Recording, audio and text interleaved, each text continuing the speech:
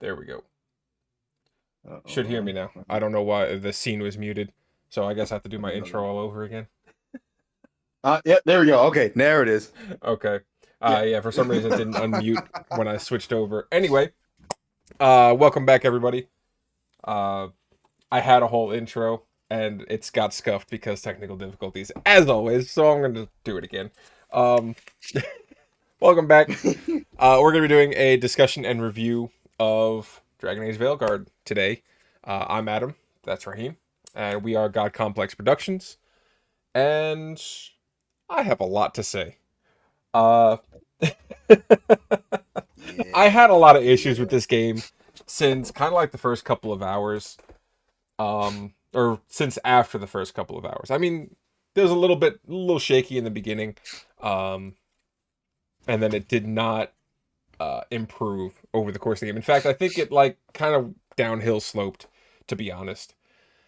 So we're gonna be taking a little bit of a deep dive today, and oh, hang on. Looks like Cress will be in here soon to live parse this, so that works out pretty great. Um, Oh, nice. Okay. okay, so first thing I definitely want to talk about is going to be the gameplay. Yeah. Oh boy. Okay, so it looked flashy, right? It felt good for a little bit, and it was pretty cool. And then as you leveled up a little bit, you got a couple of new abilities, so that was all right. And then I realized you can only have three spell. Now I played a mage. I don't know how it felt to play warrior or rogue. I played mage. I wasn't gonna play the game again to figure it out,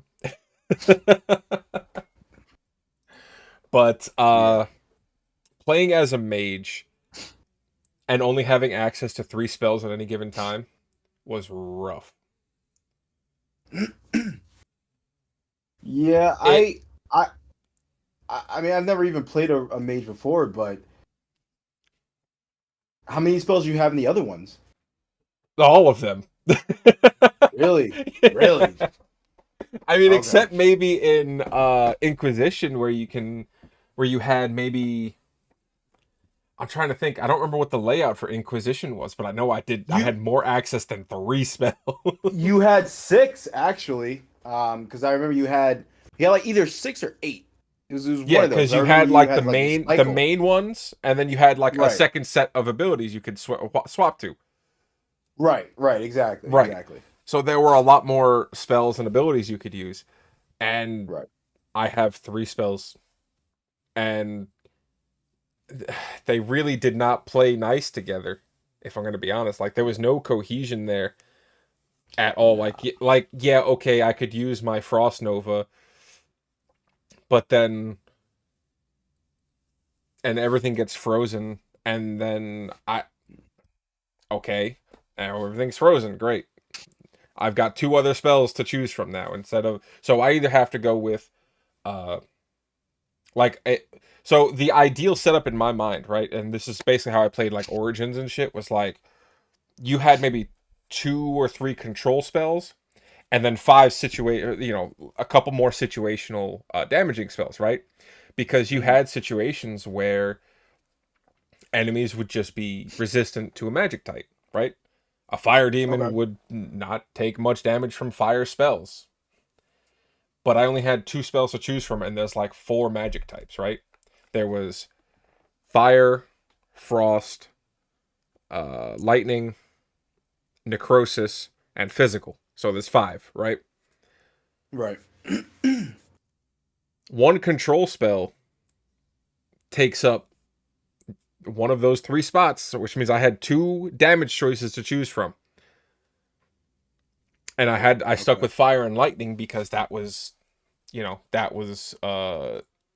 what was available to me for the tree I wanted to go down. I wanted to go down the dagger and orb tree because that was what felt most like Arcane Warrior from the old games. Which, by the way, class identity was just like subclass identity, right? There were no real subclass in this game. It was just like you were a mage, and if you wanted to go in, you could go into. There were subclasses, Mm. but you get one spell from the subclass, and it didn't really change anything. Honestly, Right. it was just really not great, okay, as a mage. There was no sense of cohesion, there was no sense of power, there was no sense of now the build I made me powerful. I was doing a lot of damage. But it Right. felt wrong because I was only using two spells to do damage. I was spamming the same two spells the entire game. I should have six or seven spells to choose from. You know what I mean? It just did Yeah. not feel good. And then on top of that, what would have been nice was yeah, okay, maybe I only have these two or three spells to really play with, but I wish they would have evolved past what they were as a base spell. For example, if I got the meteor spell, which I did, that was one of my big spells, okay? It just calls down a giant meteor. Great. Um, it would have been nice to have upgraded that where it would have been like you drop multiple meteors, or maybe you change the element on the meteor. Something to switch it up, make it feel fresh, was not there. Okay, it was the same base spell and maybe you could talent into some damage buffs or something, or some utility buffs, right? Because basically the way my build went was, okay, great, I've got Meteor, and now all we're going to do is keep stacking damage onto that, because that's the only available option. Increase fire damage, increase ability damage. Oh, your blast ability is now guaranteed crits on enemies with low health. And now I had a low health crit build, right? So Okay. I had an amulet that made all of my a bit or made all enemies act as if they had low health, regardless of their health. Okay? So that combined with a bunch of increased damage to low health enemies, combined with guaranteed critical damage on low health enemies, with a bunch of increases to damage, I was just basically nuking things, okay? It got boring. It got real boring because, like I said, it was spamming the same spell over, and I'm sitting there, and the enemy variety is god awful. Hey, Chris, I'm in the middle of my rant about how bad mages feel in this game. But you're sitting there spamming the same two abilities over and over and over again, and they don't change, they don't upgrade, they don't do anything special. I maxed out my level, and I still felt the same as I did at level 10. You know, Right. and it just really just did not feel good to play. Um, Same with the auto attack combos, right? You have your light attack, you have your heavy attack, you have your ranged attack. My ranged attack was a fucking laser beam, okay? Um, you can upgrade it to do more damage. That's about it. Okay? No special changes on the unique items to any of the abilities except one where it adds an additional projectile to your staff finisher on your final Okay. attack on your light attack for your staff, adds an extra projectile. Yeah, it increased the damage, but it didn't feel good. You know what I mean? And it was something Right. you needed to get as a unique. It wasn't even something you could spec into. It was something you had to go and get off of an item, which is fine. It at least made it slightly more interesting to use my staff because I was able to do X amount more damage. It was a just flat increase. So while I was only doing 4 final projectiles, which were crits because they were blast and it was low health, it went from doing like 4 hits to like 7. Great. That's cool, right? Big fucking nuke damage on that last one. So I was doing maybe 10,000 damage on my last hit. Okay. There's a lot of damage going out.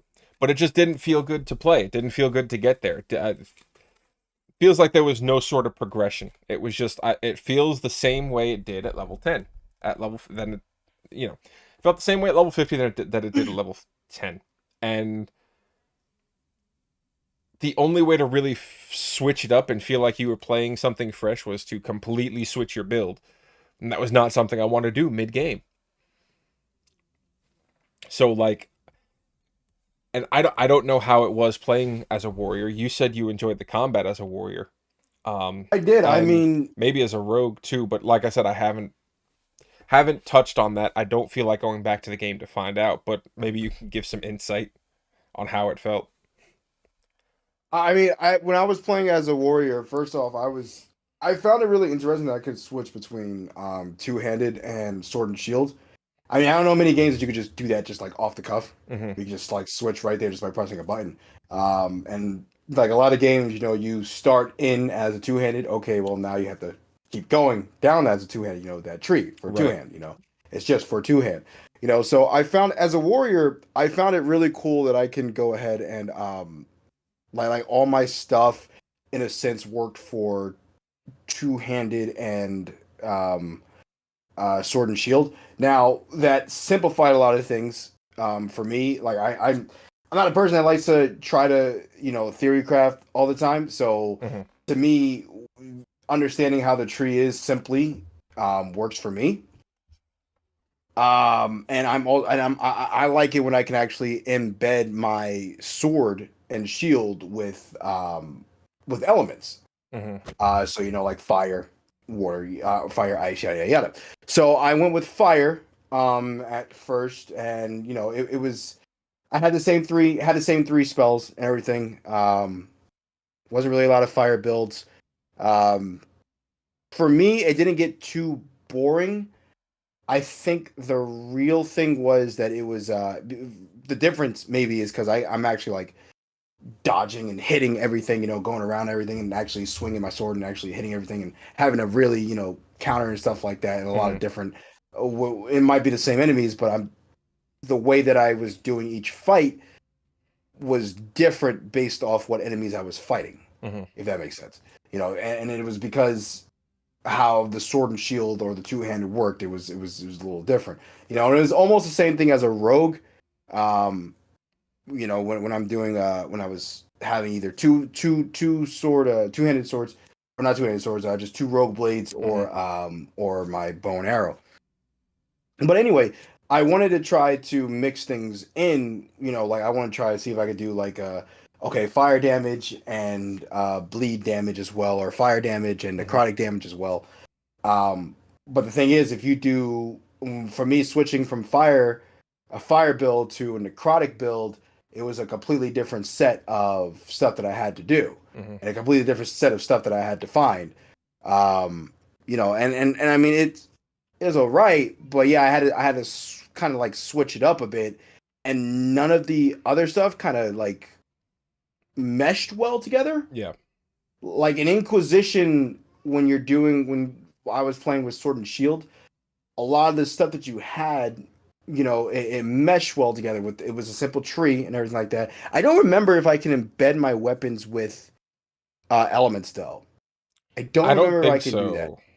I don't think I was able to, but regardless, everything that I had kind of meshed well together Hmm. there. And when I think about it, in Inquisition, it was actually a lot more simplified for that, but I had a lot more options. And Right. then when I get my subclass, I got the Reaver subclass, and it was even cool. But the also thing was I had other passives as well. Hmm. So there was a defender tree, and there was the warrior tree, and then you had my Reaver tree, and they all kind of mesh well together. Yeah. In this tree here in this game, it's like you have to go down this like maybe three paths that'll mesh well together, and the other three paths will not mesh well Yeah. together at all. Yeah. It's almost like you My had to choose that little half circle there, and if you even try to do anything in the other circle, yeah. it wasn't gonna work. My tree that it ended up looking like fucking ridiculous by the end of it because I was like 2 points Mm, over here and then like 3 points over here and then I was like my main tree is down just down here, right? So all of this was filled right. out.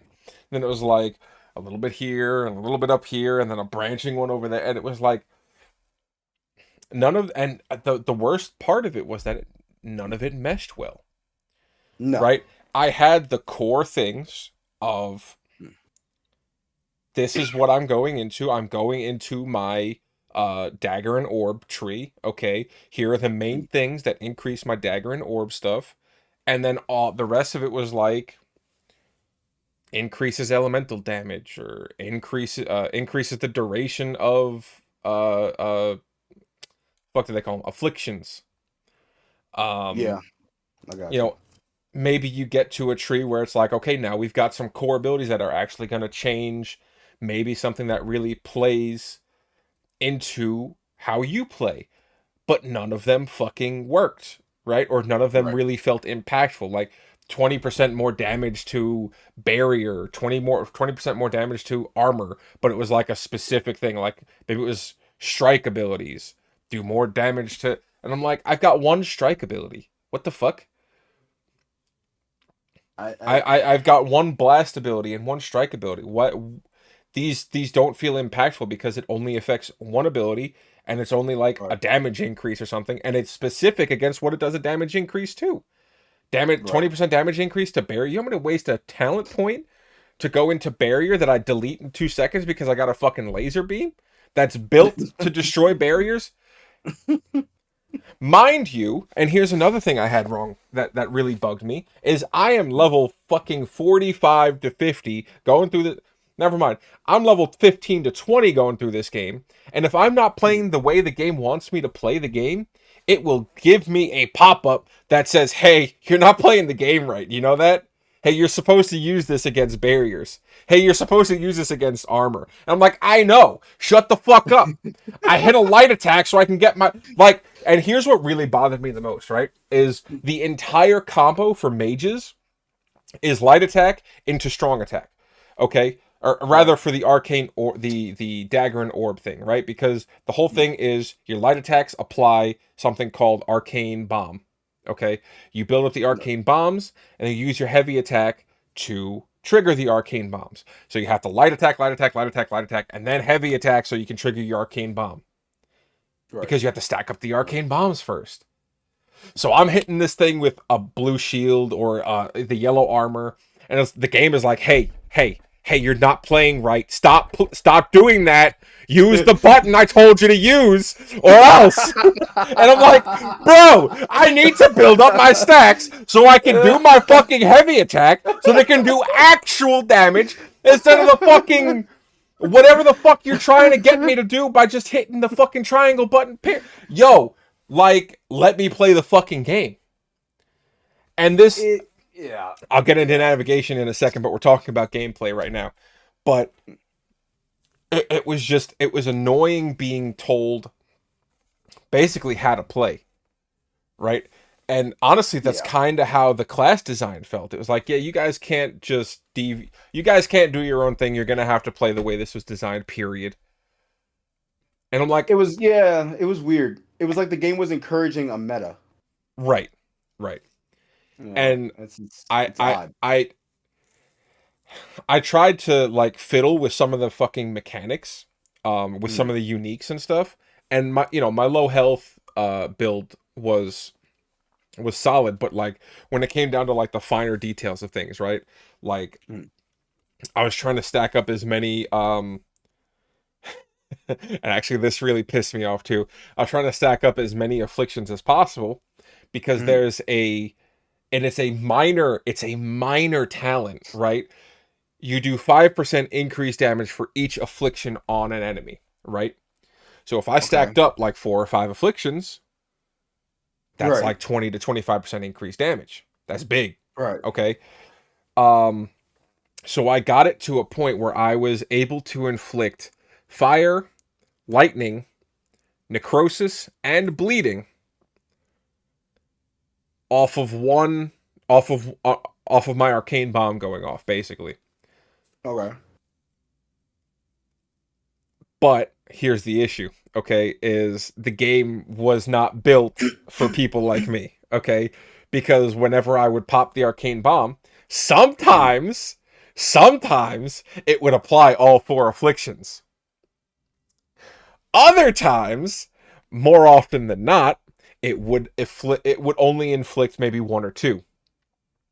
Because the main afflictions excuse me, my voice hurts. The main afflictions that I was inflicting was fire and lightning. Those were the ones the game wanted you to inflict. There was the whole build was designed around fire and lightning afflictions, stacking that up and then doing damage, right? Right. I got necrosis and bleed in there via uniques or rings or armor, just like gear pieces, right? So whenever I would pop an affliction that's supposed to pop all 4 of these afflictions, it would only pop like 1 or 2. And it was even weird because even the ones that it was supposed to do, right? The fire and lightning, sometimes it would only do fire, or sometimes it would only do lightning. But there was a specific ability, right? A specific point in the talent tree that says every time you inflict fire or lightning damage, or affliction, right? It will inflict 1 stack of the other. So no matter what I did, whether it was fire or lightning, I should have gotten a stack of both. But more often than not, it would only afflict 1. I don't understand why. Okay? I got it to a point where every time I would do an affliction, so every time I would crit, okay? And this is the main thing, right? My whole build is centered around critting, okay? You crit, all of these afflictions go off because I've got a ring that every time you crit, it inflicts bleed. Every time something happened, I don't remember what the specific was, but it was like something would trigger something to cause necrosis. And then it was a base fire ability. So the base fire would trigger the lightning. Okay, so I had all these things triggering all these afflictions, Okay. but they would just not work. It would just not pop some of the afflictions, and it really just kind of killed the fucking vibe I was going with. So it was a type of glitch? Either a glitch or just bad coding, because like I said, the game probably wasn't made for people like me who were gonna be like, oh, 5% per affliction, I can just drop 4 afflictions on somebody. And then I had Nev apply chilled, because Nev was one of the main people in my party. Her main thing was frost. I've got all 5 afflictions now. I'm doing 25% increased damage. All I need is for this fucking thing to work. Now, here's the other end of that, right? Is the game was just absurdly easy. I didn't struggle a goddamn single second. Even on the optional bosses, the big bad the high dragons, which were all fucking awfully designed. After the first one, you knew every single dragon after that. Even, spoiler alert, I'll give you like 5 seconds. Okay, even the Mythal fight, okay, where she becomes a dragon for some reason, okay, and this is pivotal for getting like basically like the good ending. It was just a dragon. It was just another dragon. It was same move set, same abilities, same breath move, same fly up, same fucking shield, the same fucking thing. I didn't actually have to fight her. Oh, you convinced her to just help you? Yeah, I convinced her. Yeah, I decided to fight her. Just because I was curious. I was curious if they would have went through the effort to make this special boss something unique. And they didn't. They failed. They dropped the ball again. And that's another one of my issues, is the fucking the enemy variety. Terrible. How are you gonna have every single boss be basically the same thing? It was lazy. It was straight up lazy. How are you, like, yo, you built up all these, and I will say the side stories were good, okay? If we'll get into the stories, but my main thing about the stories is if you had just kind of split how the stories were told, like you had your main story here and you had all the people's side stories here, if they were 2 separate games and had nothing to do with each other, they'd be pretty solid, okay? But they don't mesh well. They did not mesh well at all, okay? And we'll go into that in more detail. But I want to say, how are you going to have the big bads of these side stories just be reskinned common enemies with a health bar? Like, are you fucking kidding me? Are you serious? You're going to sit there and tell me that a guy who betrayed his fucking cousin and grandmother to become the fucking leader of the Crows is just a common fucking the dual wielding fucking I know the blood mage dudes. I don't even remember what the fuck they're called. The Venatori. The Venatori. Like, why? And then on top of that, the other chick that helped him do all the thing, the blood mage chick, was the same thing. It was the same fucking moveset. So both final bosses of this story were fucking Venatori dual wield hatchet dudes. Are you fucking shitting me? How do you have such bad fucking enemy design? Or it wasn't even bad enemy design. It was just laziness. How do you not make a unique encounter for these stories? How do you not build it up into something that's just great? Every single one of them, dude. Fucking Ilario. I have my fucking... Hold on. I got my notes. Ilario. Hezen Cost. That would piss me off so much. The fucking necromancer chick. How you got this big bad fucking colossus skeleton in the background, right? Fully animated, okay? Fully animated. And that's not what you fight. You fight some fucking scuffed fucking mage. Are you kidding me? Are you kidding me? Fucking the Gloom Howler. The Gloom Howler, which was my favorite story, okay? Right. I love... Okay, I'm a huge fan of the Grey Warden stuff. That's why I kept Davern on my team. I love the Grey Warden lore and how it started in Origins. Huge fan of the Grey Wardens, okay? The Gloom Howler, you know, all the revelations and shit for everything that was going on with the Grey Wardens and the Griffins to come to a head with the Gloom Howler. And okay, first off, she didn't infect a single Griffin. Nope. We'll get to that, but that just bothered me. Just a fucking like one of the demon mages. I don't Yeah. even remember I don't even know what the fuck they're even called. Okay, No, like the yeah, the floaty demon mage thing. I know what you're talking about. The I know what you're talking about. there's like, so there's basically categories, right? You've got your faction, and then you've got Mm, your typical melee, your typical okay. ranged, and your typical mage, basically, and maybe a shield bearer.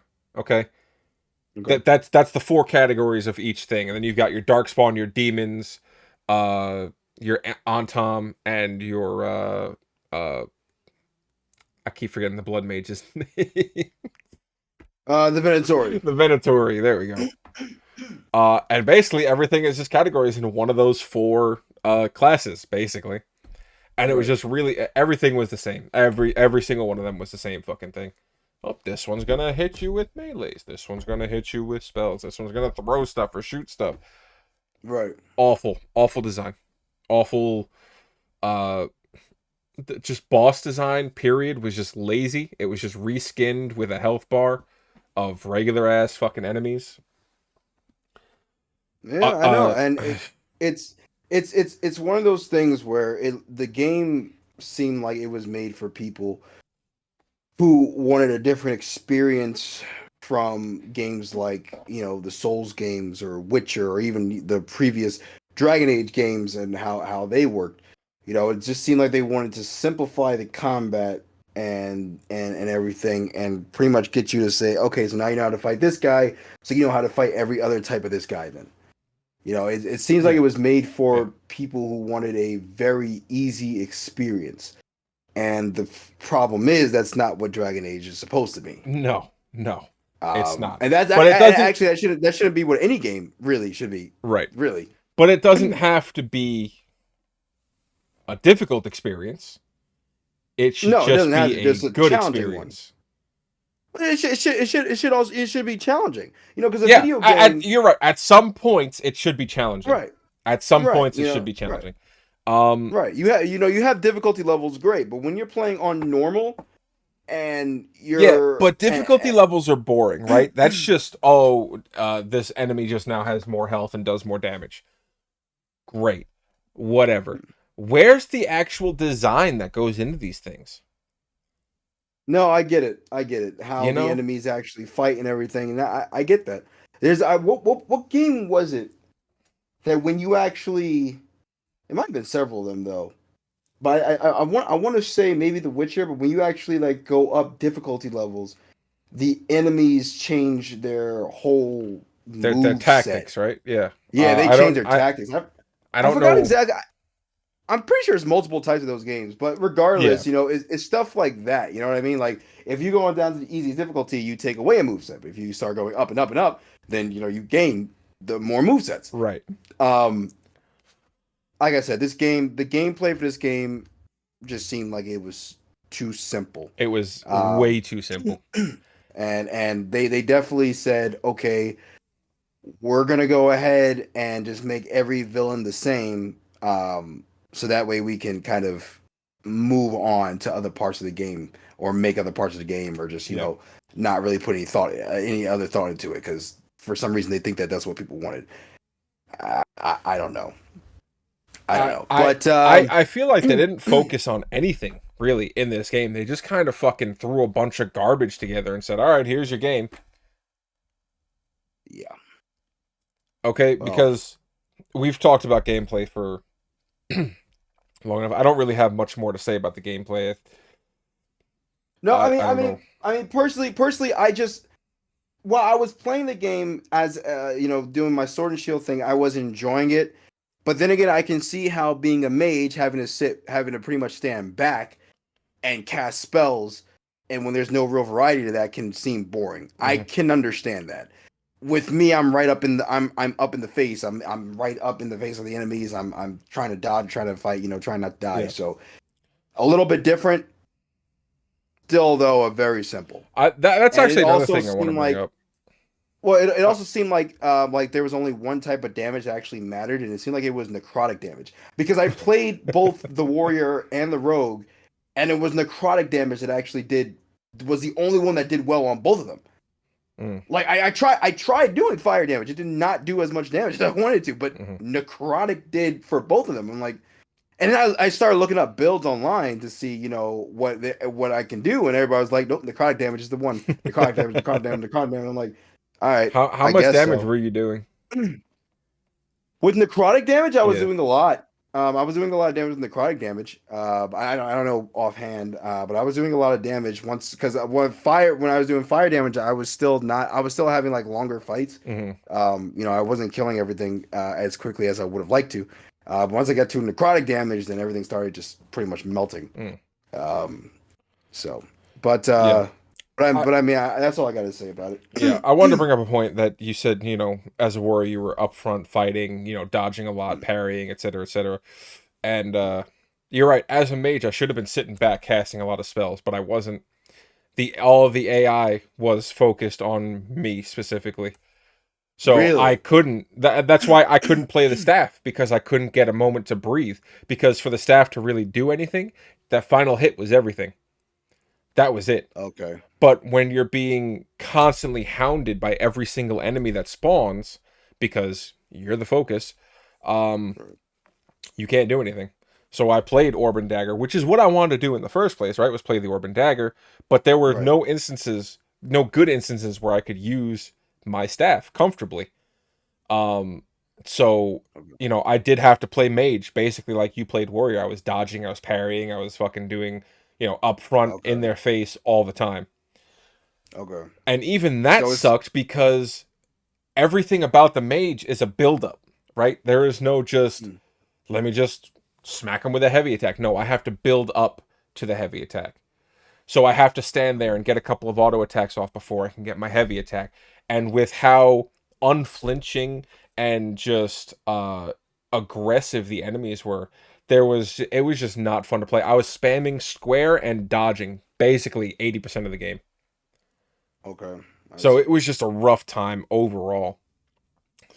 But Okay. So not a mage friendly game, pretty much. no, no, not at all. The only times I got comfortable with the mage was when I got low on health enough that Davern was like, okay, time to taunt. And that would last for all of like 5 seconds and then they'd all be back onto me. And I'm like, all right, whatever. So, No, yeah. Crest said, but the hair.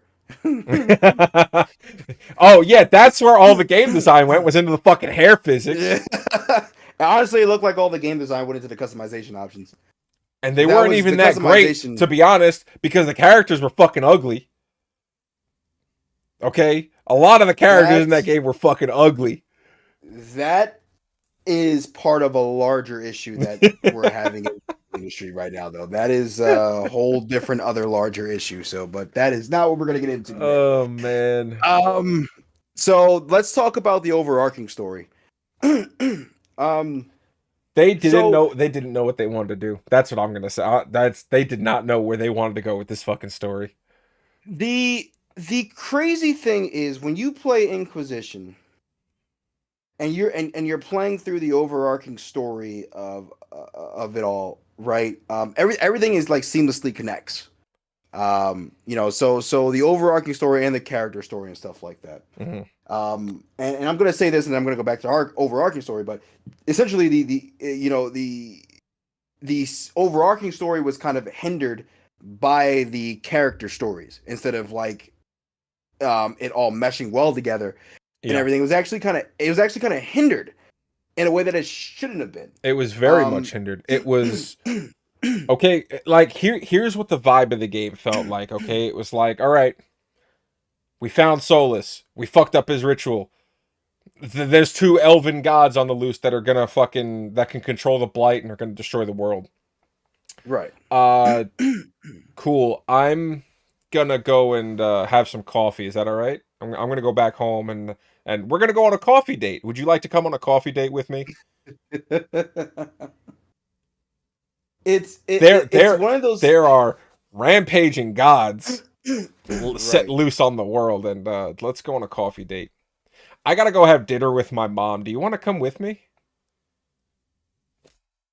One of the crazy things is to and you know I'm probably going to make a lot of comparisons to doing this because honestly I played pretty much every BioWare game. Hmm. I know Adam, you've really just stuck with the Dragon Age franchise. You haven't really played Mass Effect, which Hmm. is criminal I watched Anthony play it, so still. Regardless, with Mass Effect, you know, Mass Effect 1 and 2, you had this whole, you know, sense of, yeah, there's this doom, but it's not apocalyptic, right. right? It's not necessarily apocalyptic in a sense. Yeah. Um, and then you get to Mass Effect 3. The shit's apocalyptic. Hmm. Like, you feel that shit. Right. The music, everything about the shit is apocalyptic. You have these gods that come out of the Fade that can control one of the most dangerous things, or the most dangerous things The in all of most Dragon Age. dangerous thing in the Dragon Age universe. In Dragon Age, and they are literally they're literally able to make this shit feel alive and blighting towns and all this and stuff like that. And what you're telling You me didn't is feel it. they blight like Yeah. three things, right? They blight like three things. We get, and spoilers. I'm gonna give you guys like 5 seconds here because we are going to get into spoiler territory with this. We're talking about the story, so just so you understand, this is spoiler territory right now. Big spoilers. Okay. All right. So you know you're blighting the whole town, right? And then the Inquisitor comes in, and the Inquisitor is only giving you little bit of stuff about what's going on in the south. I believe it Yeah. is the Yeah. South Datus, and she's only there giving you like a little bit of stuff, and it doesn't feel sorrowful. It doesn't feel like it's It like doesn't there's this feel impending danger. impactful. There is no No, threat. Okay? right, He's like, you get the misses and everything, and the Inquisitor's like, hey, yeah, the Blight's taking over most of Southern Thetis, but we're holding it back. It's fine. You just do your thing. You go on your right. coffee dates and solve everybody's personal problems, and you know, we'll just hold back the most apocalyptic thing to ever happen, period. Enjoy your coffee. Yeah,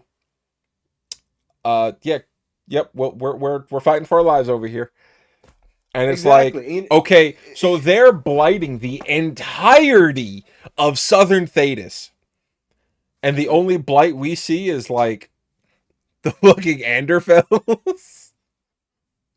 barely the Anderfells. Yeah. It's one of those things where it's like, you know, you when you're going into it should feel like the apocalypse is nigh. Like it feels like at the end of Inquisition, in the DLC, which I know Adam didn't play, which and you should go back in Inquisition, honestly, I play should. the I honestly didn't know that the DLC. I didn't know it yeah, had yeah, DLC. you should go into Inquisition. Honestly, just do it in Inquisition like a couple of weeks and just play that. But regardless, when Solus betrays you, cuts off your arm, it's like this whole big sad ass scene. Like it's crazy, and then you start to really feel that Solus is the next biggest fucking motherfucker to come out. Hmm. He is the guy. He is the god. He is Loki. Hmm. He is Loki. You know what I mean? And I don't know if anybody knows much about Norse mythology, right? But Loki was the trigger for Ragnarok. Okay, Hmm. like Loki started the end times of the entire play of the gods, of the Norse gods. Hmm. You know what I mean? So it's like this should have been that, and instead you sideline him. Hmm. You kill off one of the most beloved characters Hmm. for seemingly no reason. None. Uh, None. and and you know it felt like Veilguard felt like the Last Jedi. Okay, where this man literally said, "Burn the past, Yeah. kill it." No, we saw how that worked with the Last Jedi. You don't do that. You don't just disregard everything that came before. You don't just try to shove it out. You don't just try to get rid of it. Especially because of how Like much you could what? have built on top of that. Right. It's like there are so many better ways that this story could have done could have happened. Right? Like you could have had Solus as the big bad the entire time. Yeah. Where you have to go out and he's like leading this elven rebellion in all of Thedas. Because I mean, come on, the elves were discriminated Right. against in all three games. You see this discrimination. Yeah. You see this discrimination, the Straight slavery, all up of it. racism. Just Right. straight up slavery, racism, discrimination against the elves.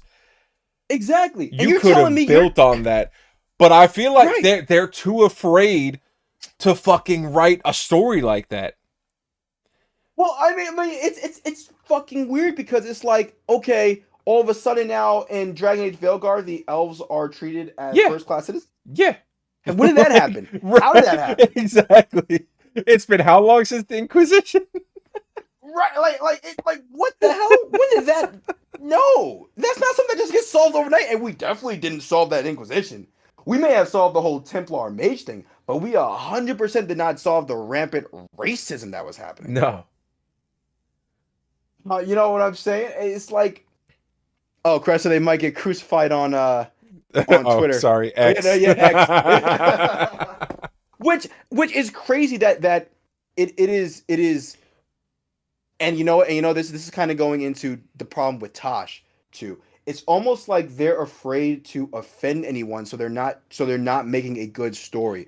Why would you be afraid of offending someone showing the plight of the elves and them rising up? Right. I mean, you could have done a whole thing where you had the elves that were the good elves that were rising up and the bad elves rising up. Right. You could have had choices that were impactful, which you didn't.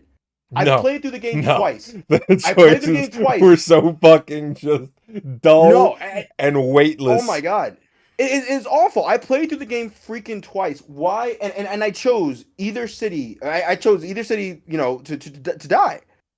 Minrathos looked almost the same, except for there was like maybe a couple of areas that was destroyed, but it was not blighted. So you're telling me that you had this blighted dragon, but Minrathos isn't blighted? But what? I don't understand. It's It should to me it should have been more sorrowful, but it wasn't. It looked like there was a choice a proper choice.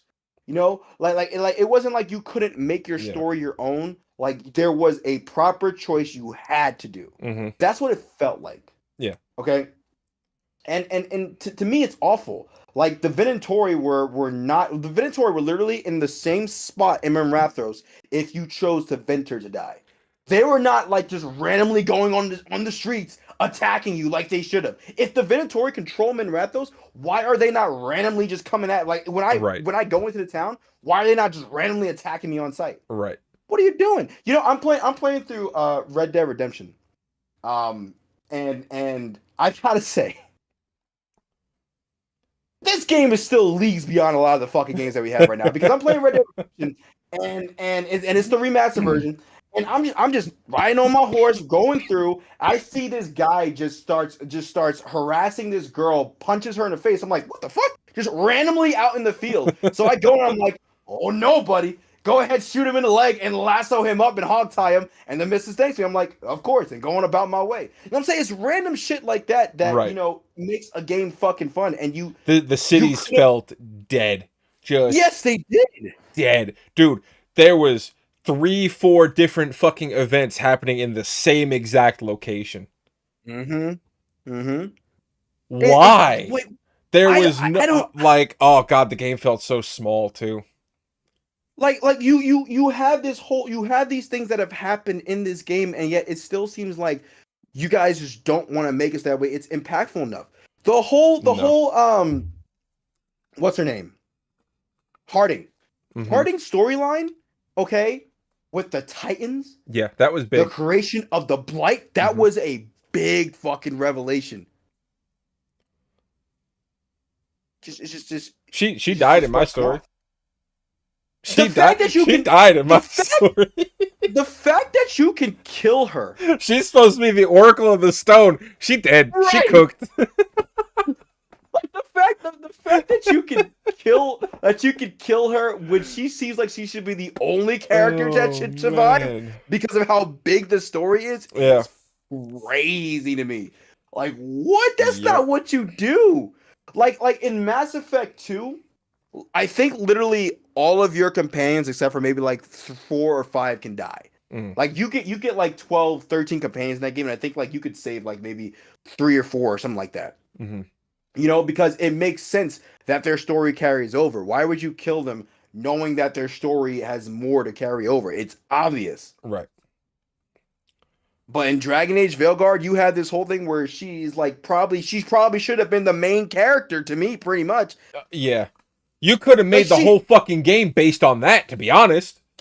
She is probably the only side story, me thinking about it, really thinking about all the characters. She's probably the only story that honestly weaves in well with the overarching narrative. Yeah. Oh, because it makes sense. Because it had to do with the gods. Yes. Because they were the ones who killed the Titans, stole their blood to give themselves physical bodies. Right. You know what I'm saying? And I'm like, and what are you doing? And why wasn't fucking Gilganon? Gilganon, I can't even really remember the fight, but you don't really fight her. No, you don't fight her. No, you fight a bunch of fucking ads, and then you pop the bubble. Yep, that's what it was. Why wouldn't you fight Gilganon? I mean. Yo, every time I heard her name, it was like Ghislaine Maxwell. Jesus Christ. I'm like, I can't help it. Every time I hear that, Ghislaine Maxwell, Ghislaine and Elgardon. Yo, and you know, I actually enjoyed the Elgardon fight to an extent. Because it actually seemed like trash. It seemed like he like in that sense that was the only part of the story that really felt like there was something apocalyptic going on. You know what I mean? Like it wasn't necessarily a good fight, but the atmosphere of it at least felt better. The atmosphere was okay. Most. It was. Right. I mean, honestly, the atmosphere of the entire game was inconsistent. Oh yeah. And then you get to the end of the game, the very end of the game, and then that's when you start feeling like, oh, okay, so this is actually an issue. Oh, the apocalypse is actually here. Yeah, probably should have taken those 80 coffee breaks, but you know, it is what it is, guys. What we saw at the end of the game should have been what we saw very shortly after they got released from the fucking prison. Okay, and then the entire game should have been based on making our way through the world in that setting. Okay, right. Because everything was too cheery, everything was too patient, everything was too calm. Okay, there was no sense of urgency that these apocalyptic gods had just been released from their prison. Yeah. But the dialogue suggests otherwise. Oh, God, the dialogue. The dialogue was like, guys, y'all better figure something out. This is the end of the world. Y'all better get moving. What are you doing? And then, oh my God, it's like, hey, coffee break? Dinner with my mom. Let's go for a walk. Let's go for a walk with the griffin. Yeah, exactly. Let's go for a walk through the forest with the griffin. Yo, I gotta go pick some flowers in my graveyard. They made it seem like this was the type of game that they could just take their time with the apocalypse. That's exactly, dude. There was no sense of threat. The gods did nothing the entire game up until the last fucking 10 minutes. Nothing that you saw anyway. Everything was there in text and shit in the dialogue. Exactly. You got the missives from all over the place. Like, guys, the blight is fucking ridiculous. This is the worst we've ever seen it ever.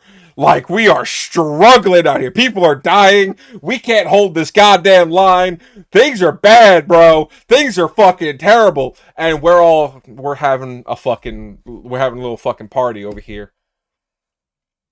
It's like like, like what the the fuck is going on right now? it's like they tried to do what they did in Mass Effect 3, except in Mass Effect 3 it made sense. There was this DLC called the Citadel, which pretty much had all the characters, all the side characters that you've had throughout every game because they actually made it so that way the other two games mattered. But anyway, they had all the side characters go in and they all met up for like this one last party. One last big party, one last night hurrah, and everything like that. Really to get to because they were all going to attack. The attack was planned the next morning because they were all ready. Everything was ready. Everything we were finally able to push back enough of the Reapers, and now that everybody's coming to Earth. The apocalypse isn't on pause because we already know that this is coming, but they did it naturally. Right. This was not natural. No. What are you doing? You guys wanted to create some type of Last of Us type thing when Joel and Ellie were walking and found the giraffes, but they were walking on a journey towards something. You guys had us walking through a griffin while the apocalypse is going on. And then justified it by saying that they had to make that they had to wait to make a new knife. Okay, but while they were making a new knife, you're telling me that we weren't doing anything else, that nothing else in the world could be going on they were doing? But they were. That's the thing. They were Right. pushing the blight everywhere except where we were. Except where we were. Everything's fine in our area, but the rest of the world, the rest of the world is fucked, bro. Oh, like, why man. wasn't there? Why didn't the blight get progressively worse as you kept going through the game? I would I should have been seeing blight show up in cities and things like that, right? Like the cities, the forest, the fucking everywhere you went should have been blighted.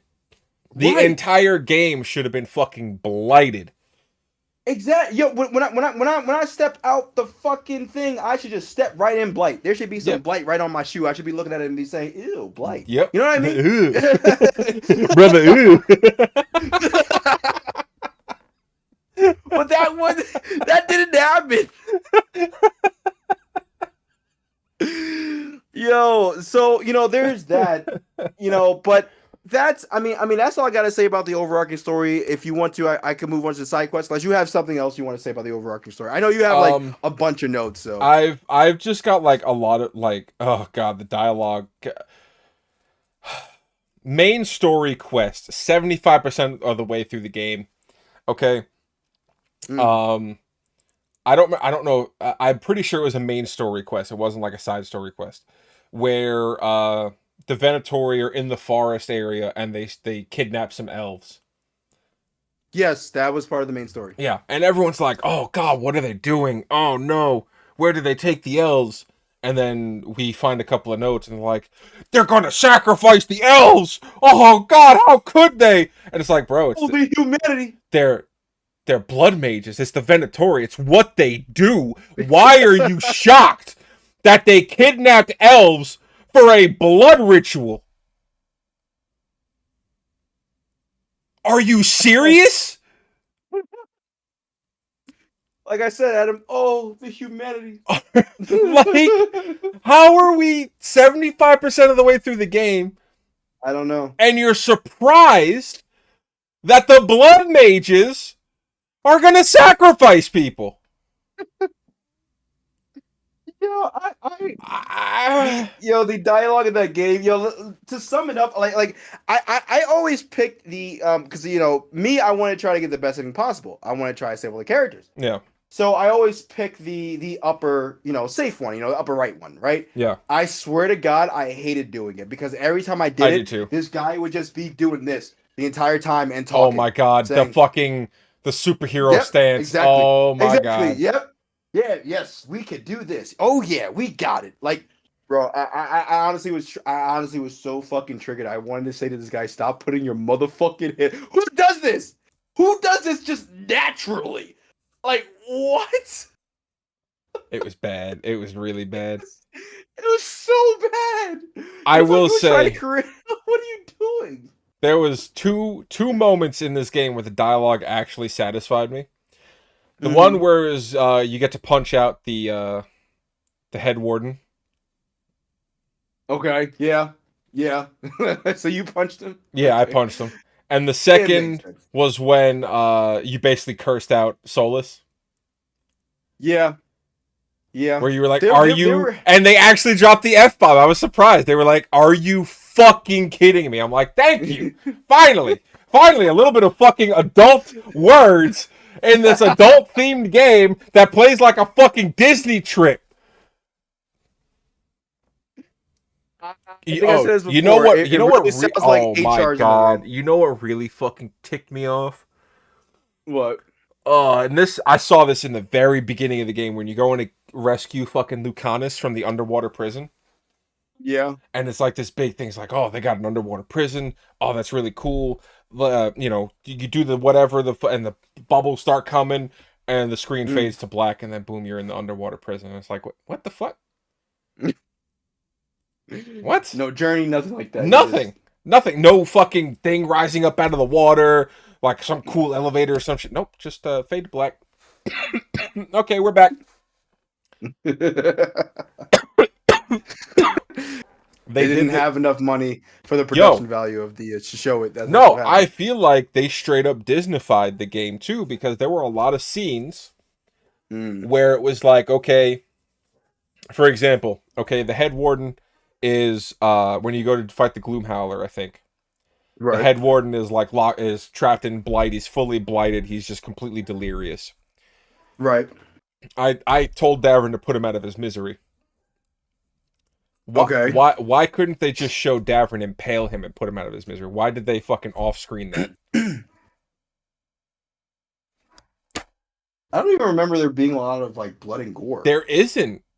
There isn't, right? Because another thing happened when you were fighting Hezenkos, and she was supposed to die. Well, she did die, allegedly, but you don't get to see it. A bunch of skulls come flying towards her, and then boom, fade to black. I didn't even get to see that the Gloomhowler died. I had gotten the feather, so I don't think they actually either. don't know whatever happened to the Gloomhowler. Because like I got the feather to try to, I guess, reason with her. So I reasoned with her. Next thing I know, she's on the ground, like kind of like remorseful, but they don't show her die. I don't even know if she did die or whatever happened with her. I definitely fought her. I know I fought her, but I don't. Did you kill her? Did it show that you kill her? Because when I did the feather, it didn't show. Pretty sure. I don't know. There was a lot of things that were just like, you Missing? don't need to see this. Yeah. You don't need to see this part. It's just everything you've worked up to. It's fine. Yeah. It was just bad. It was just a lot of bad design, bad storytelling. Yeah.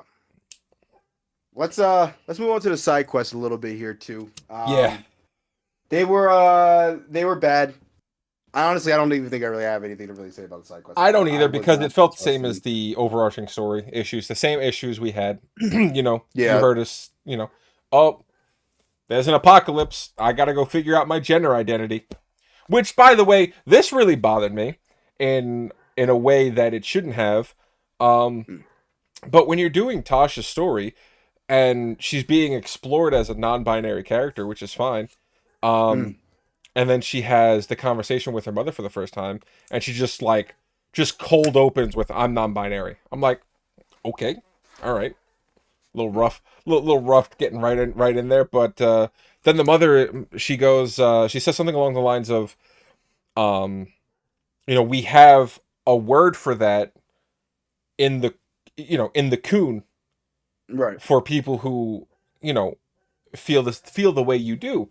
And she goes, no, Right. no, absolutely the fuck not. I'm non-binary, period. And I'm like, she just said, trying to meet you in the middle, right? Like we have something, there are words for that in the Kunari that Right. we use for that. You don't. Why are we using the term non-binary? It feels really out of place when you could have just left it with the Kunari example, because they're Kunari, and this is the world that the Kunari exist in. It felt really out of place and real world modern. I'm not talking modern fantasy. I'm talking outside of Just fantasy modern. It felt horribly out of place. And, you know, I guess this is really going into the character section of the review, which, you know, starting off with Tosh, which is probably the worst and most controversial character.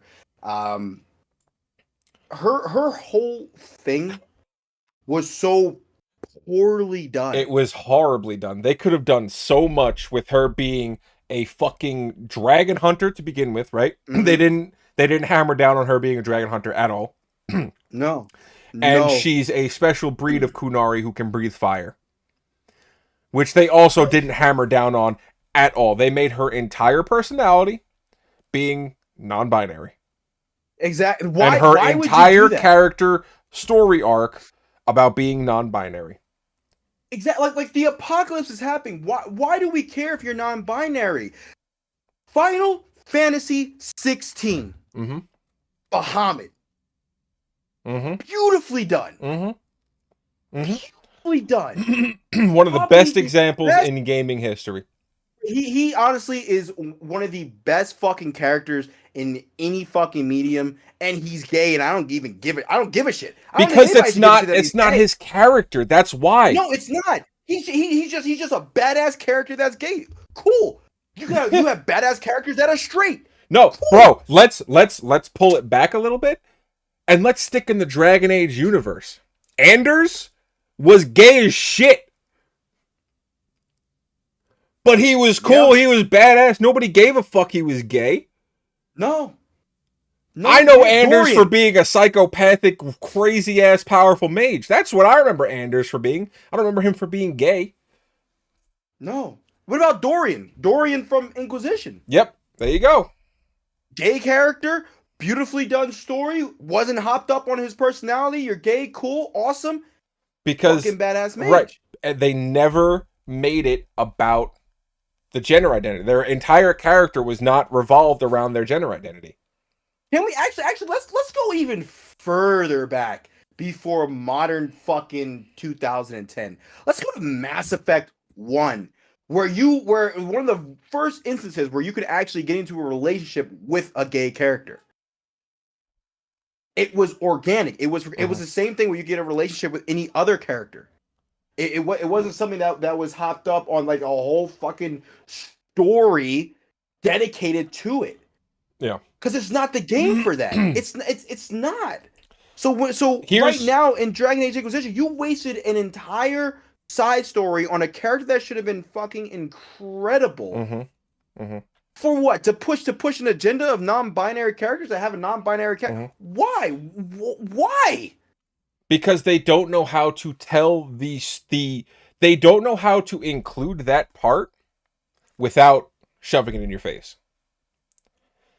They don't know how to write a well-crafted character that is LGBTQIA, whatever the fuck you want to call it. You know, they don't know how to write a character without that being their front and center character identifier, basically. Like Tosh was not a dragon hunter to me. Okay, she wasn't a Lord of Fortune. Okay, she wasn't a fire-breathing Kunari. She was the non-binary chick with mommy issues. That's who Tosh is going to be remembered as. Which is crazy that you just regulated that character to that, because that's exactly what they wanted you to regulate her to. They wanted you to look past the awesomeness of her supposed personality to just showcase how she is a non-binary character who first off obviously has some type of mental issues. I mean, how do you just go off on your mother when she was accepting you? Right. That's what blew my fucking mind. How do you make, in one of the interactions that she was talking to Emmerich and saying how she was pretty much just disrespecting the dude about him, you know, being a necromancer, calling him all a bunch of names and shit like that. But yet you want to be respected, right? And that's okay. And then let's talk about probably the most controversial scene that came out of the entire fucking game, where her friend went ahead and called her she, but then said, "Oh shit, I meant they," which, you know, should have been was awkward in the first place. Yeah. But, you know, they should just brush it off. Instead, she was like, "When you wrong somebody, you have to do push-ups." is that really the narrative you want to push? Is that really what you want to tell people? That if I mistakenly call someone a she when they're supposed to be a they, or anything else, or a he who's supposed to be a she, when I accidentally make a mistake of doing that, I had to do push-ups? What is here's wrong with you? here's what really bothered me about that scene is that it was horribly out of place. This was supposed to be a let's go grab drinks with friends and tell great stories. And this is Isabella, by the way, who Right. they nerf the fuck out of. But boobs are illegal apparently in this fucking game. You could not make a hot character. None of the characters, but like I said, that's a whole bigger issue. So boobs are fucking illegal in this game. Okay, go look at Isabella from Dragon Age 2 and tell me they didn't just straight up just like shing. they probably did. Jesus Christ. Oh god. It's almost like it's a crime. It's almost like it's a crime to be hot and to be 100%. Like, yeah, that's like, exactly. like you can't have a hot yeah. guy, you can't have a hot woman. It's almost like it's a fucking crime. Like, Oh are no, you hot guys are fine. Hot guys are totally fine. But not hot women. That's No. Nope. just can't have hotness apparently. But or it's just fucking a double standard. But whatever. It was just it was poorly written. It was a poorly written scene too. Yeah, it really was. It was out of place. It was poorly written. It was, it was just not. It was like every other, area of this game. It was just they just did not know how to write about what they're doing. Tosh being an abrasive character is one thing. That's perfectly fine.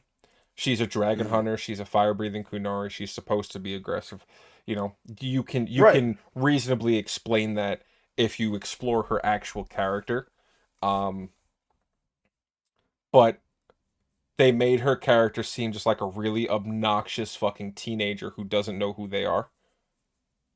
Yeah. And why is that one of the people who are helping me fight a god? I need a fucking dragon hunter. I need a fire-breathing dragon hunter.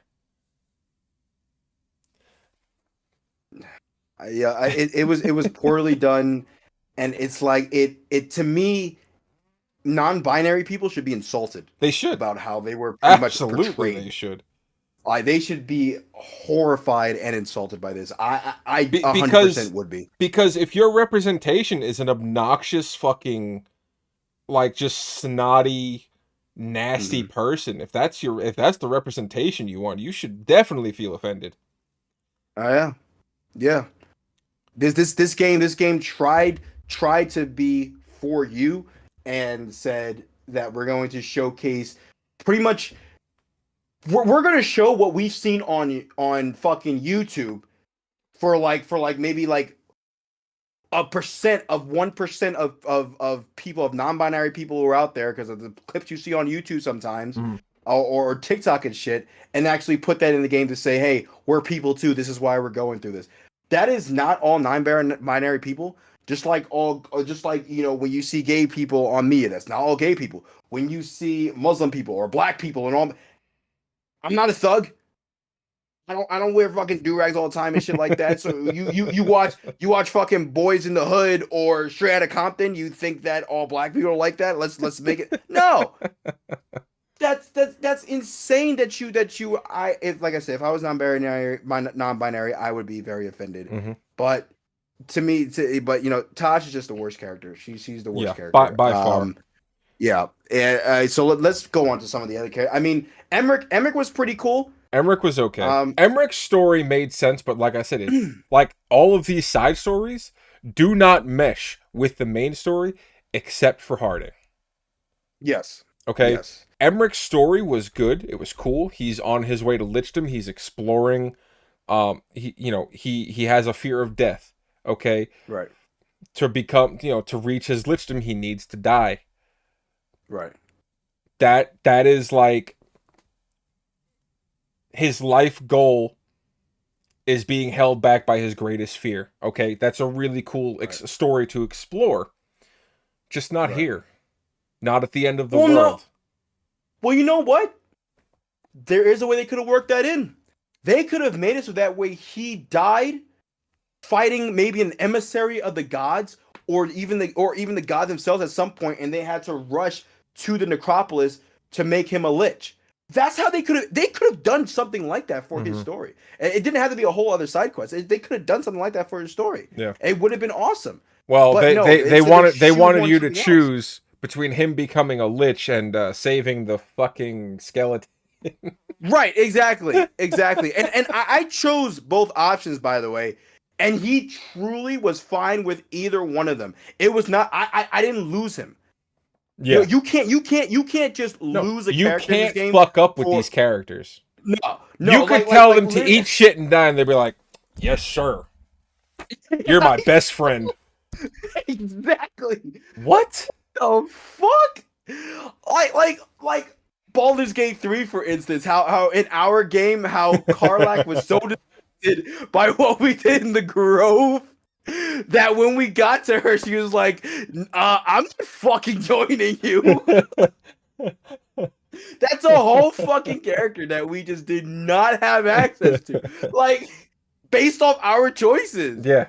Yeah. Like Dragon Age is no such a impact, no game. weight. It's crazy. Yes, that is the best way to put it. It is such a safe game. Yeah. And that's why that's why it's just failed on so many aspects. It was too safe. It was just safe in every aspect. Yeah. But yeah, so Emmerich, like I said, Emmerich's story was okay. It just did not fit well here. Okay, if they made it a part of the story, we were like, "Hey, Emmerich, we need you to get more powerful and become a lich," and then they explored his fear of dying there. Cool. To make it a side story, and then you choose between his lichdom and a fucking skeleton pet. Come on. It was boring. It fell flat because, like you said, no matter what you choose, he's good to go. Right. Exactly. As a character, I think he's a cool character. This side story was just All right, but moving on to Balara. I forgot she was a character. Yo, Balara was shit. I forgot she was so annoying. Oh my god, she was like she's like a kid in a candy store. Yes. That's what she felt like. But like not just a regular kid, a 2024 kid. Okay? Like the ones that are hopped up on fucking pills because their moms don't know how to fucking handle a little bit of ADHD. So they just fucking medicate the fuck out of them. But it has the opposite effect of what it's supposed to do. So they're talking to these fucking crackhead kids who can't keep a single thought for more than 2 seconds. And they're raised off of TikTok. So every 5 words, they're like, I forgot what I was saying. And they'll move on to something else. And then they'll put, and then they'll put like, full sentence and then maybe or something. But that right therein lies the problem of why is my medieval times fantasy game meshing with 2024? What is happening? What is happening here? There are no dragons in 2024. At least not that I know of. Shit. So Balara to me was a shit character. Balara was a god awful character. The fact they regulated somebody who apparently was like this big bad sorcerer to a side story was fucking crazy to me. Wow, that was crazy. Like literal god tier entity. Okay, like literal god tier. He is one of the Evaneris. Okay, the same as Elgar'nan, Gillenane, and Solus and Mythal. Right. Okay, way up there, top of the line, motherfucker. And they're like, yeah, he's just some little bitch boy who's like controlling my dead brother. It's you know, it is what it is. And then you fight him. And once again, we're regulated to another reskinned normal enemy. For one of the elven gods. Are you shitting me? Awful. Wait, was he an elven god? I thought he was like a human that went up against the gods or something. Nope, no, he was an elven god. He was one of the Evaneris. Oh, wow, that makes shit even worse. I yeah, really powerful. Yeah, wow. Yep. Yep. Yo. Yeah, he was like And then the god, the elven god of inventors, basically. right.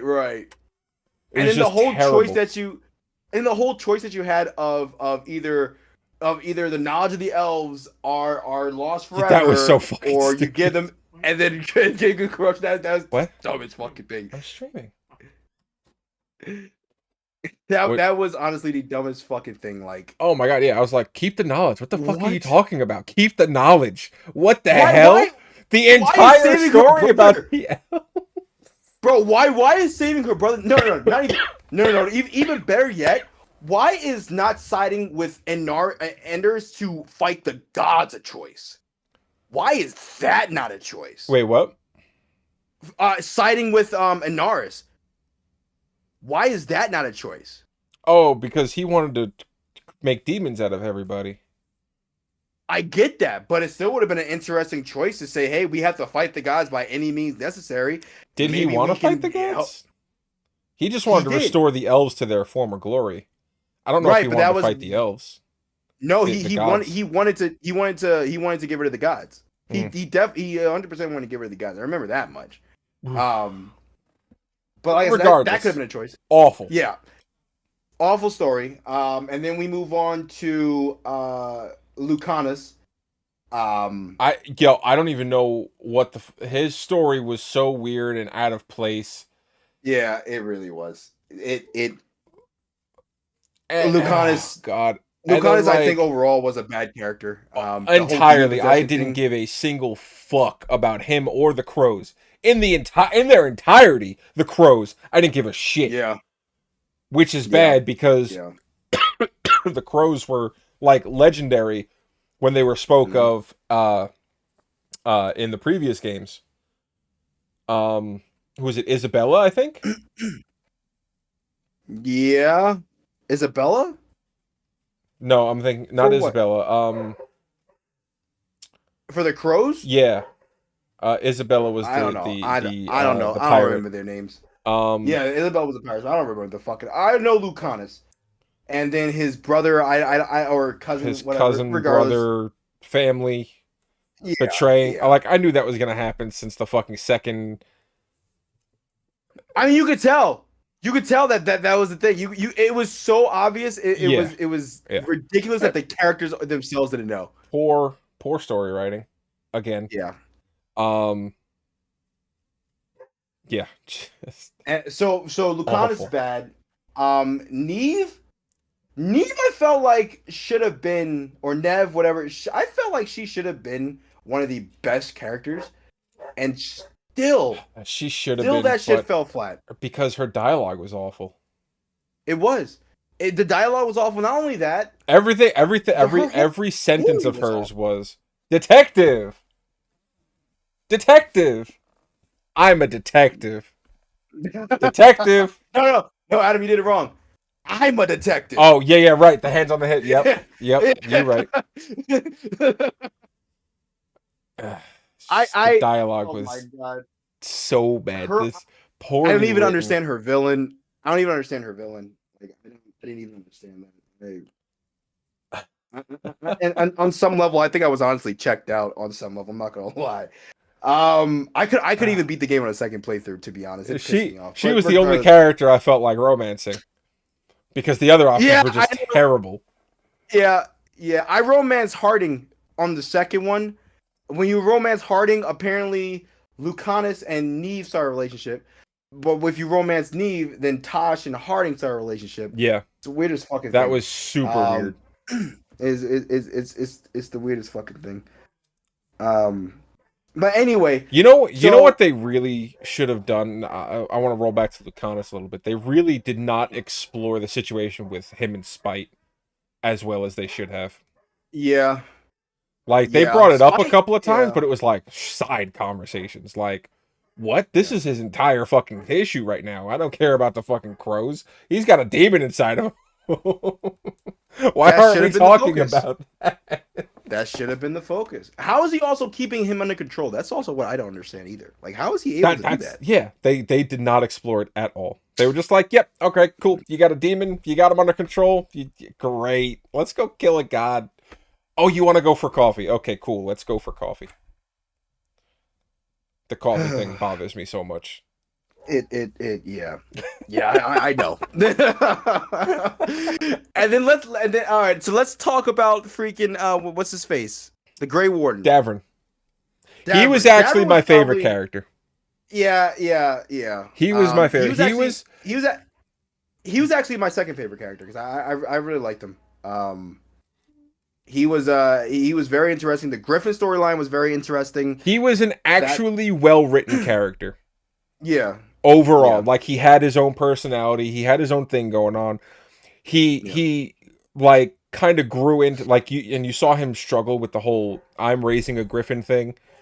And how his actual fucking character development. Thank fuck one of these characters had some fucking development, but you saw him really struggling with it to really coming into it towards the end of the game.